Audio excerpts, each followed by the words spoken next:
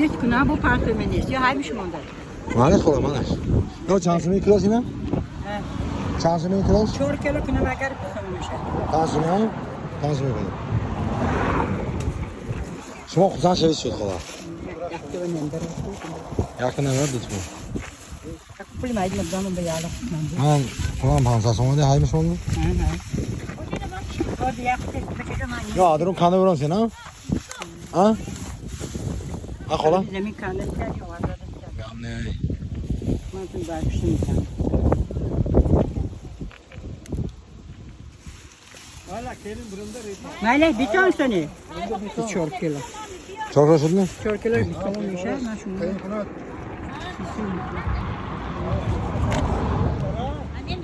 Beni sisöy, sisöy bence. Aşma çandadan? Joda değil. Pansa somon da maşma. Ya ben